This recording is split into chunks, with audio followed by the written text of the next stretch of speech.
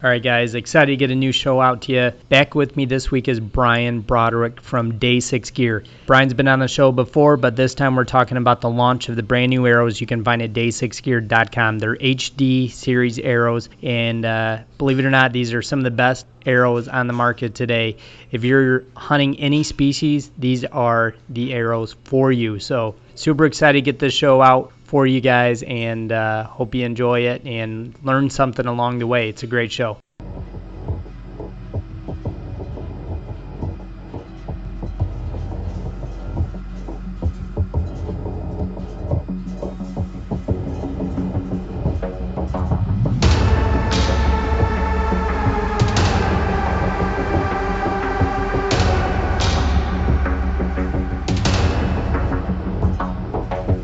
All right, guys, we are back. Brand new Take Aim Outdoor podcast. Excited to have officially back on the show that Alabama Rooster, as Aaron Snyder calls him, Brian Broderick. What's happening, Brian? What's shaking, Big Daddy? Not much, man. Excited to have you back. What's going on? Oh, same old thing. Just running a construction company and fletching arrows. That's all I do around the clock. Fletching arrows. Well, excited to have you on today to talk about fletching arrows. So where should we start with this? I know, I guess let me start with saying that when it comes to archery, I've never been one to shy away from trying new things, changing gear. I've never ever said, like, this is the way it should be, and, just only shot this product or that product, I should say. And Brian has been on a search almost his whole life for finding stuff that absolutely works, and there's about a 0% chance it fails.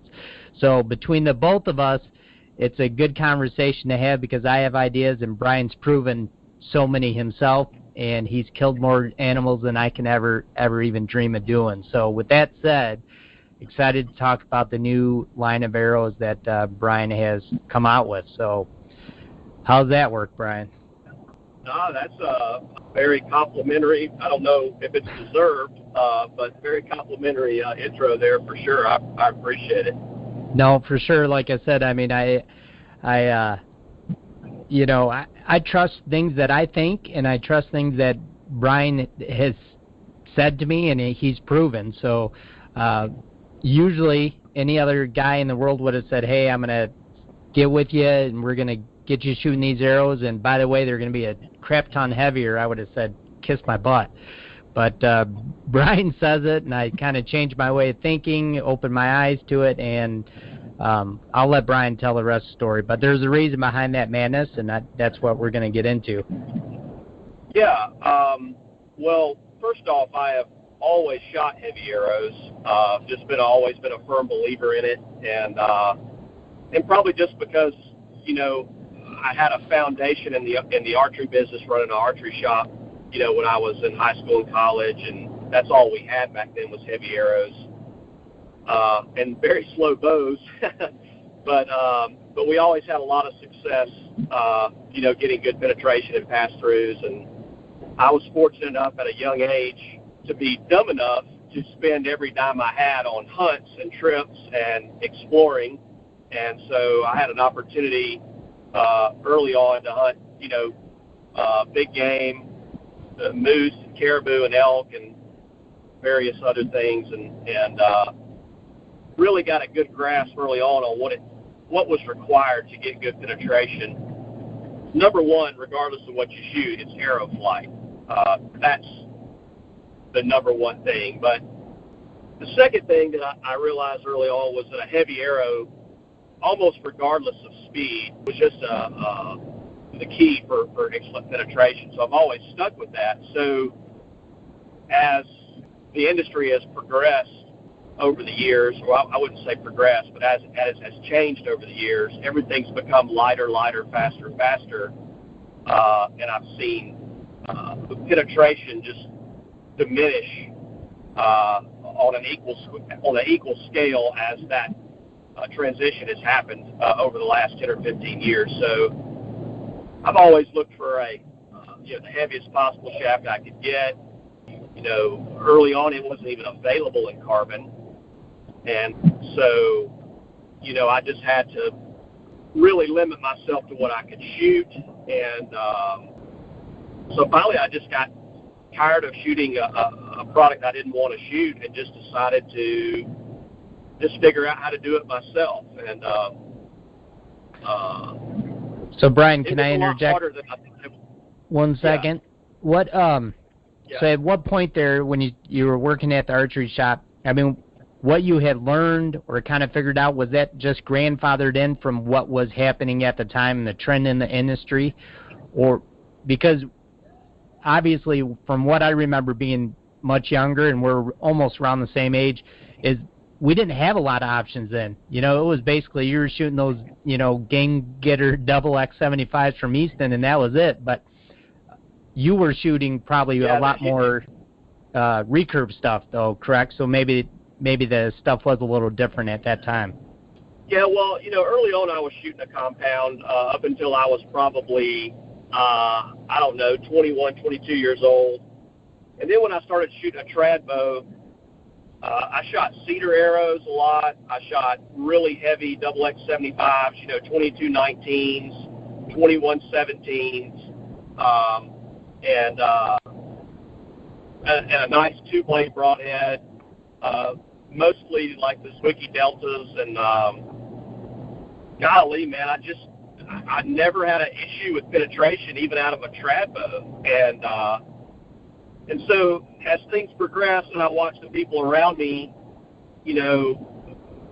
evolve with the archery industry, and I start seeing these wonderful compound bows and all the developments that they're making in the compound technology and how efficient they're becoming and how fast they are and smooth and dead in your hand, I'm going, man, these guys are going to have no problem shooting through whatever they want.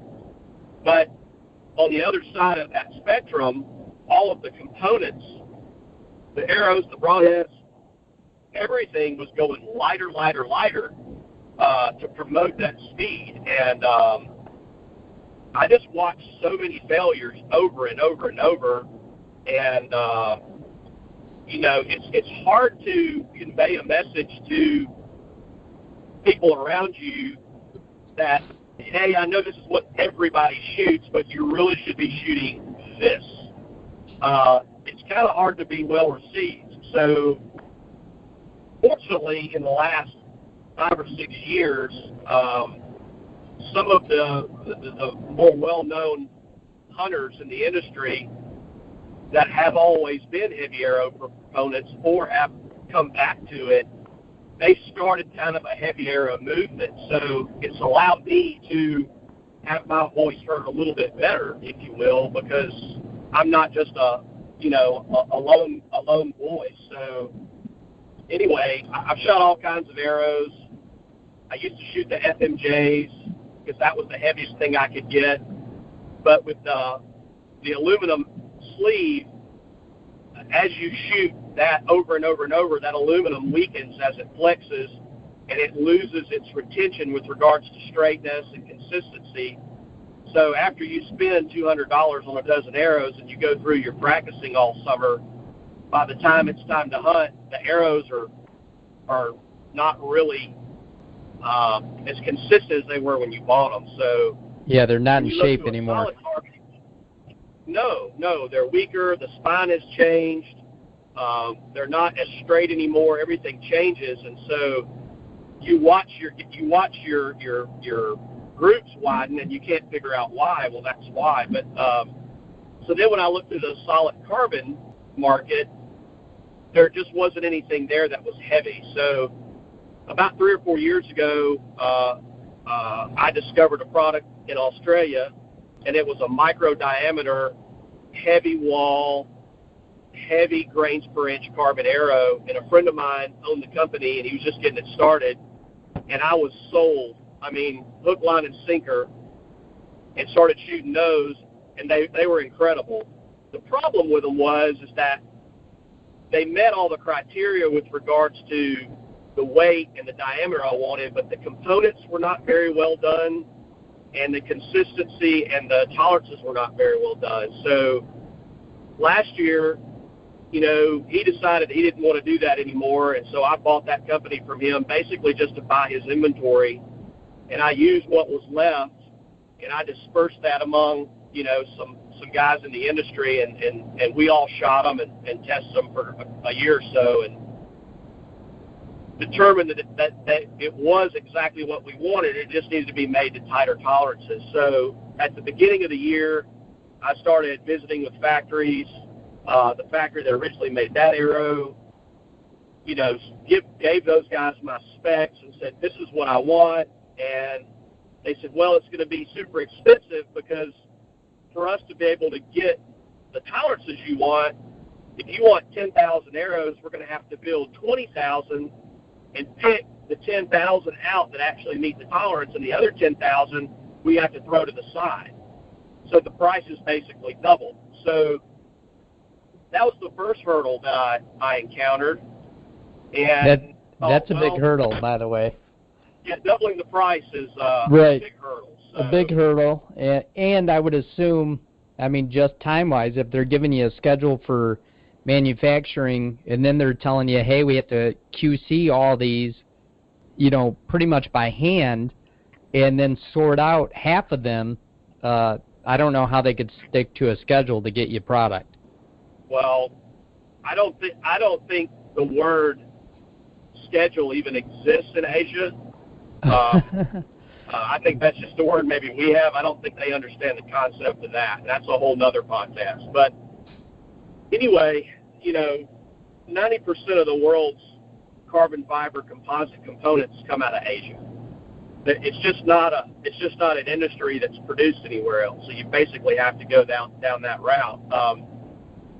There is some stuff in like Mexico and South Central America, but the quality is nowhere near what the stuff that comes out of Asia is. And then you've got to filter through all the different factories and find the ones that truly know how to produce a tight tolerance product. So anyway, long story short, I realized with the pricing structure that for me to be able to do this, I was going to have to do a different model as far as the sales delivery, and it was going to have to be consumer direct instead of through dealers. So I knew that would be a hurdle in itself, but if I didn't do that and I had to sell to dealers, I basically would have to sell to dealers for what the consumer could pay me for them direct. So that's what I've decided to do. I was very apprehensive about it because a lot of people like going to the archery shop and having their arrows cut and walking out the door. But at the end of the day, I realized that a lot of these pro shops, the staff in there is really not educated as to how to properly set up a bow, properly spine a bow, properly tune one, and the people really aren't getting what they need anyway. And so I felt like if there was a small group of more sophisticated, a little more educated bow hunters that understood their equipment a little more and knew what they wanted, that they would not be apprehensive as far as buying arrows direct. And so far, that's kind of proven true based on our sales today, and we've only been operational 30 days now. Right. Officially 30 days. Officially operating. 30 days. Yeah. Which is amazing. We turned the website on 30 days ago. Yeah, so, it is. It is. It's overwhelming. Yeah. So just to paint a picture for everybody, Brian, that, for the guys that aren't arrow techie, this is a thin diameter, mostly all carbon micro diameter, which obviously explain that. Yep, explain that a little bit, the benefits of micro diameter, Brian. I know what it is, but for people that don't get it, explain that and why you decided to use such a. It looks like a small arrow. You would almost think it's not strong, but it's exactly the opposite. It is the opposite. And so if you can imagine that some of the strength when spining or determining the spine or strength of an arrow is in its diameter. So if it's a larger diameter, you don't have to use as much material to obtain strength in that sphere shape, okay? Or cylindrical shape. So when you go smaller, you don't have as much strength in the diameter, so you have to thicken the wall to get it strong. And what most companies have done is they use, for lack of a better terms, a lighter carbon to make them, and then they orient the strands all one direction to get them stiff and keep them light. Well, I didn't want to keep them light. So when we wanted to make them heavy, we could make the wall super thick. And a byproduct of that, which we didn't really envision being such a big deal and being such a major factor, is that when we went to that thick wall construction, the arrows are virtually indestructible. I mean, they will break, but a big animal is going to have to try hard to break them. Right. So that was just a kind of an added bonus that we really weren't envisioning in the design process. So back to your question, a micro diameter has a lot of advantages. The two major advantages, number one, all of this is about penetration. That's number one, the first factor that we're looking for. So a smaller diameter, of course, is going to penetrate better. That smaller diameter combined with a slightly larger diameter outsert on the front, it basically provides for zero contact and zero friction. Once that one point of that outsert goes through, everything behind it is smaller, and there's basically no friction, no contact. That's right. So the testing with regards to penetration is through the roof. Then you add the weight of that to that, and it's just, I'm getting multiple comments and feedback from customers saying, what target do I need to buy to hold these arrows? That's what I'm dealing with right now. So the other benefit of a micro diameter arrow is that less friction, less surface with regards to wind and drag. So for Western guys that shoot in a lot of open country, they shoot a lot of crosswinds and things of that nature, it is huge benefit, and it is something that is a major factor for people that do a lot of open country hunting. Right. A lot of their shots are longer too, as well. They are, and so that wind drift is a major factor. I mean, anybody that's hunted in the Midwest, Kansas, Oklahoma, I mean, you basically you're always on a hunt for a tree out there. It's just wide open, and it's always windy. So that micro diameter is just a huge, huge benefit with regards to wind drift and less drag. There's just not a downside to it. So the reason that they have not been so popular in the beginning is because of the component system. With the small diameter, you can't just screw put a regular insert in and just put a broadhead in it. So everybody's done variations of it, and then everybody went to this outsert system. Well, none of the outserts were done very well by the arrow manufacturers, so they were kind of just not really accepted well at the beginning. So if you wanted to shoot a micro diameter arrow, you basically had to buy one from a company, take the component that they gave you with the arrow, throw it away, and then go to a third party that made super strong, beefy components or outserts to make them work. So you ended up spending, $200 on arrows and then $50 on components to make it work. So I wanted to build excellent components with multiple options for guys. So as part of the standard package, you don't get something that you're just going to throw away. You basically get a component that is the best you can buy that comes with the arrow as a standard piece. And so, we researched the nocks to make sure we had the best nocks. We did a test last year with Aaron Snyder, and we filmed and tested every vane on the market, and we picked the very best vane for performance and also being quiet that we could find. And so everything that's going on these arrows has been tested. It's not just an afterthought.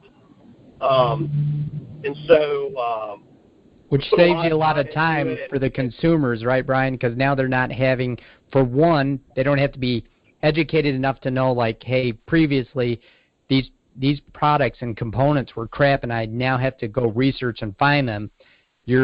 You've eliminated all that. It comes in your package, and you can basically, with your package of arrows, put together and build your arrow the way you want to with the best products out. Yeah, and the thing is that, guys are always looking to some of the more popular guys, and they're always looking on their social media pages, and they're going, man, what are they shooting? And so they look at what these guys are shooting, and they look at a brand, and they go, okay, well, these guys are shooting brand X for an arrow. What they don't realize is that these guys are not just buying brand X or using brand X. They'll go through and buy 3 dozen arrows and cull through them to get a dozen that are to the right tolerances that they want, just like we're doing at the factory before we ever get them. Right. So then that eliminates a step right there. That's right. And then they're going through and they're pulling what they feel is the best components in the industry for the component ends. They're using aftermarket components. They're using whatever veins or fletching that they're wanting, and changing the knocks out. They're not using the stock arrow as it comes. They're customizing it. So what we're doing is we're trying to provide a product that is that basically custom arrow that these other guys that really have their act together are building themselves. We're providing it as a standard product. So it's, 001 straightness, which is 1,000 straightness, consistently across. The weight matching on them is within 2 or 3 grains across a dozen arrows. We've gone to just extreme lengths to get this, where we would feel like we have basically a custom match grade arrow, but it's also heavy, which is not what's available out there for the most part. And that is the movement that I've tried to start over the years. That's the message I've always tried to convey. You've heard me say it a million times, Brandon. Yeah, for sure. I mean, you flat out have told me, which is a whole nother podcast in itself, talking about front of center. We won't get into that, but yep. We've talked about that. We've talked about different arrow weights, and one thing that you have preached, which makes total sense, and a lot of guys don't even register when we're talking about these heavy arrows, is the fact that your bow will be more tunable. And I don't think we can express that enough, that it makes your bow actually shoot better. Sorry about that. So, it's hard to convince people that a heavy arrow, I guess what they see is they see the speed first. That's right. And they throw the heavy arrow out. But what they don't realize is that if you did a chart of positives and negatives, there would be multiple positives on the weight side. As far as a heavy arrow, there'd be multiple positives. But on the negative side, the only negative would be a slight loss in speed. Does that make sense? Yes. Yep. And so why would you not pick something that is 8-to-1 the positive outweighs the negative? Right. And for those that don't know or that familiar with how some of that works with the actual weight on the arrow, correct me if I'm wrong, Brian, but you're not even seeing that loss of speed to 40, 45 yards? Is that correct, usually?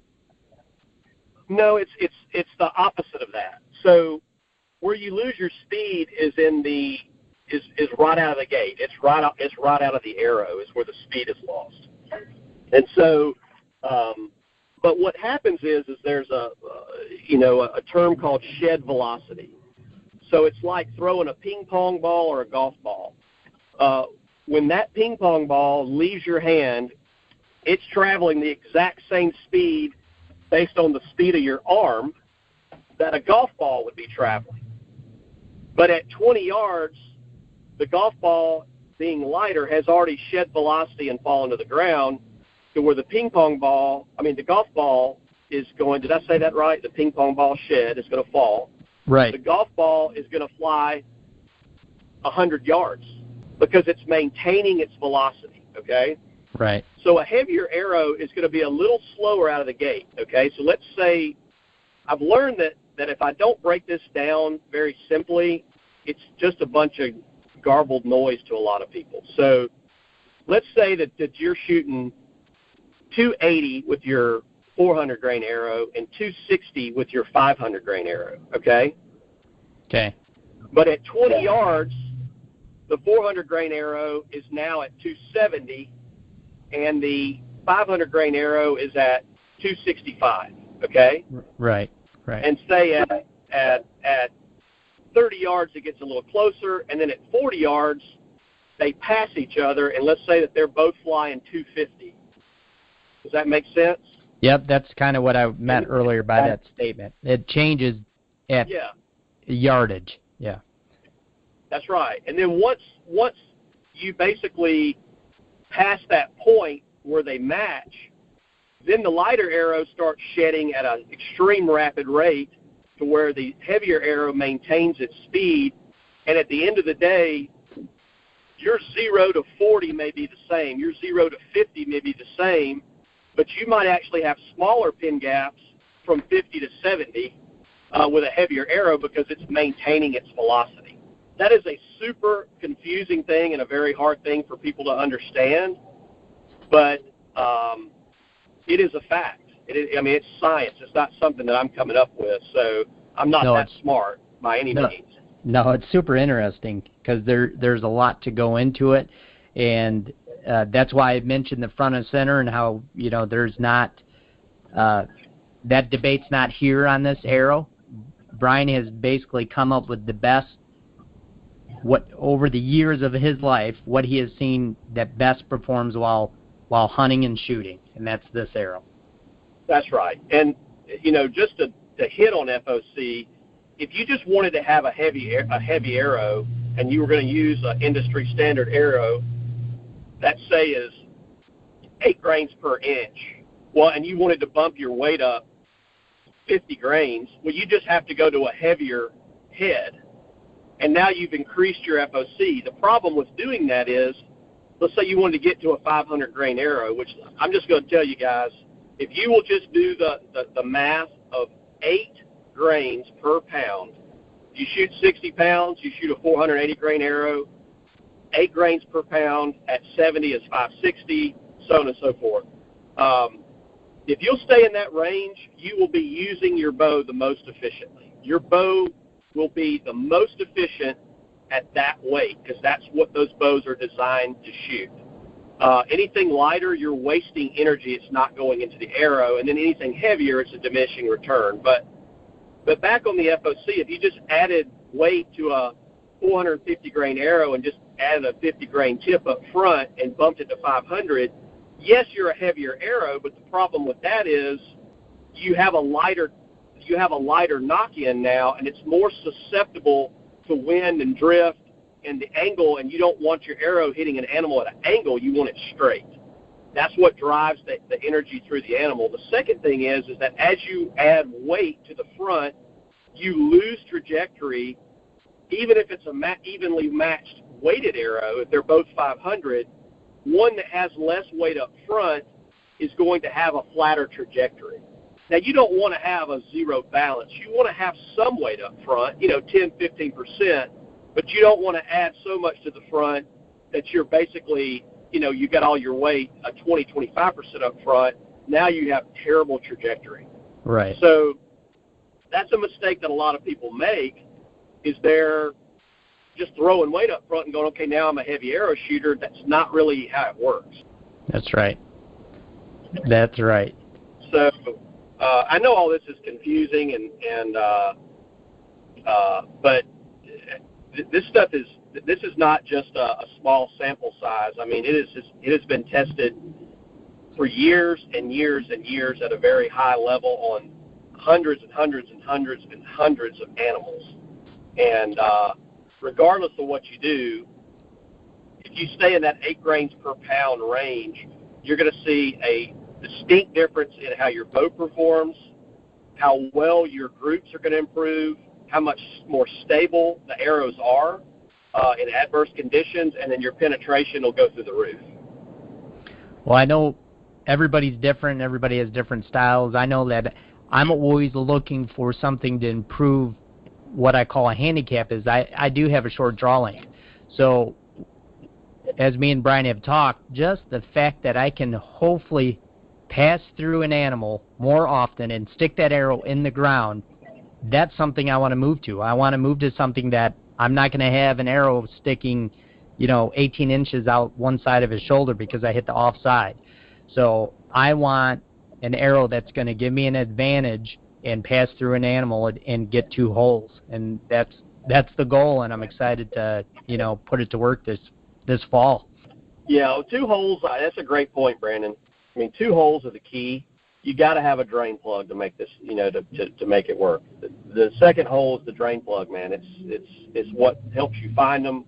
It's right. What gets them on the ground quickly and they expire quickly. The other thing is that you're not always going to make a perfect shot. And I've heard so many guys say, "Oh, well, this works fine as long as I hit him good." That's right. Well, yeah. that's the craziest thing I've ever heard, because even the greatest shots can't control an animal ducking, spinning, moving. And if you hit one in the shoulder and you're shooting a light setup, and you shoot a light setup and combine that with an expandable, which is a kind of an energy robber, you're going to lose a lot of animals on poor shots. But if you'll set up with a heavier system and a cut-on contact head, there's really not a scenario, especially on a deer, where it's going to fail you. And I think that's what people should be trying to, achieve. It's real simple. If trad bow guys can shoot a 45-pound trad bow or a 50-pound trad bow and shoot a super heavy arrow, and it's moving 100 feet per second less than your compound, why wouldn't you just grab that guy's arrow and shoot it 100 feet per second faster and blow through everything you shoot at? Right. It makes total sense to me. It does. You're right. It does. So, Brian, I know you got a meeting to attend to here shortly, but I wanted to hit on just 2 things. Obviously, I wanted to just kind of describe the fact that this is not made for guys shooting AASA or 3D targets or foam in the shop. This is a hunting arrow, and that's what you're selling. And every component with this arrow is made for that purpose, is to put 2 holes in an animal and get that animal down. That's a great point to bring up. DaySix Gear is not a arrow company. DaySix Gear is a specialized gear company. It just so happens that the arrows are the first thing that we've produced. And it's because it's the product we felt the strongest about, okay? So we want to fill niches in the market to where we feel like there is room for improvement. And the arrows were the first thing that we felt like needed to be addressed, and so that's what we did. So with that being said, this is going to be the only arrow we build. This is what we feel is the ultimate hunting arrow, and that is all it's for. I'm not going to get out there and compete with the arrow companies for target archers and tournament archers and all that. I'm not interested in that. I want to build the single best specialty gear for bow hunters, and because that's what I am, and I selfishly want this stuff for myself. So if it's not being produced, I want to produce it for myself, and then I want to produce enough for like-minded people to be able to share and purchase, and use. That's right. And if you take away anything from Brian's last statement, was us as bow hunters, hardcore bow hunters, we all find something that we're super passionate about. We know that works, and that's what Brian just said right there in that statement. He has the utmost faith in that gear that he's producing with these arrows, and stuff like that excites me, because like I said earlier in this podcast, like I'm always looking for that next piece of gear to make me better and never to leave an animal wounded in the woods. And that's my goal as a bow hunter every year, is to improve. Absolutely, absolutely. I mean, you've seen some of the animals that I've successfully hunted in the last 2 or 3 years with these arrows using a trad bow. Yes, it's amazing. You know, and that is the ultimate testament for what they'll do. I didn't build these arrows for trad hunting, for trad hunters and trad bow shooters. I mean, they are certainly going to use them, and certainly what, you know, would work great for that, and that's what I use as a trad hunter. But I built these arrows for the mass market. I built them for the compound guys that just don't have the right product available to them. And it's going to be a slow process, Brandon. It's going to be, you know, an education. It's going to be a daily battle for me to get this message to people, because it's been the same for so long. But that's okay. I talk to a dozen plus guys a day. Everyone is always hesitant to reach out and ask questions. There's no such thing as a dumb question, number one. And the whole reason I did this business is I want to help guys be more successful. And I don't mind talking to people all day to help them get what they need. So that's super important for me, for folks to know. No, that's right. And I think that's the right way to leave it, is don't be afraid to, you know, ask questions, because a lot of the stuff we talked about in today's podcast will kind of make you question, like, I mean, there's a lot of arrows on the market, and they kind of preach the exact opposite of a lot of the stuff we talked about today. So if you reach out to Brian, make sure you bring those questions, you know, ask, because it's not going to hurt you to figure out, you know, a better way of doing things. And if you're going to use something, you might as well know the ins and outs of that product. That's right. That's right. So, but Brian, as far as products go, are you shipping? Mm-hmm. And if people want to buy right now, how long does it take to get their gear?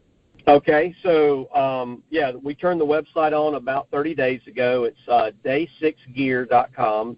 It's real easy to get on there and order. We made it super simple.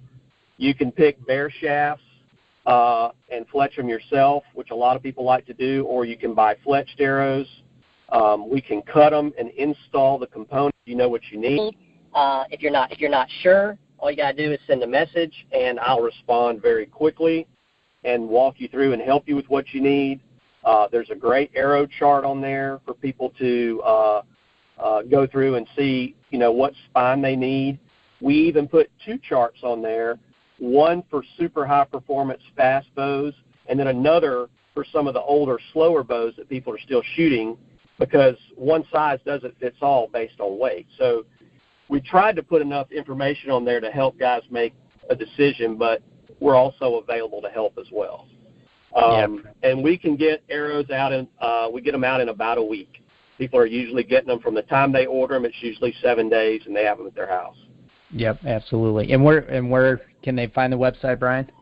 Yeah, DaySixGear.com. Absolutely. I know that I'm going to be shooting this fall. We're DaySix.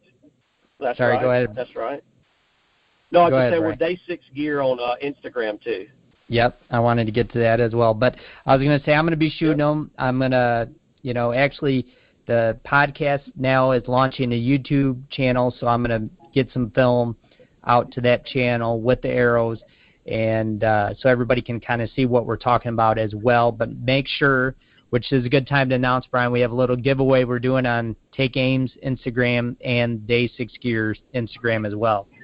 So you guys can go. We're going to post that picture today, actually, and you guys can go follow the picture and enter to win a 1-year membership to Onyx Maps and a dozen broadheads from DaySix Gear from Brian's company, and hopefully you guys win and get to test out the new arrows. A dozen arrows, not dozen broadheads. Oh, did I say broadheads? A dozen arrows. Yeah, a dozen arrows. Yeah. No broadheads. Yeah, because if you did that, I'd have to go buy somebody broadheads and send them to them. Yes, sorry. Yeah, no, arrows for sure. So make sure you check out DaySix Gear's Instagram page. It's spelled just like it sounds. And I know Brian's got some big hunts coming up, so I'm excited to get back on the podcast here with Brian in the future.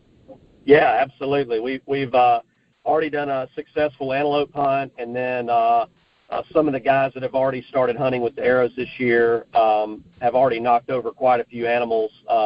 The born and raised guys are shooting the DaySix arrows this year. They were some of the guys that were testing the prototype arrows this past season, and I think they've already knocked over 6 elk already. I mean, those guys are just incredible. So they're working, they're successful, and I'm just glad that guys like you, Brandon, are willing to get out there and try them and see how they do.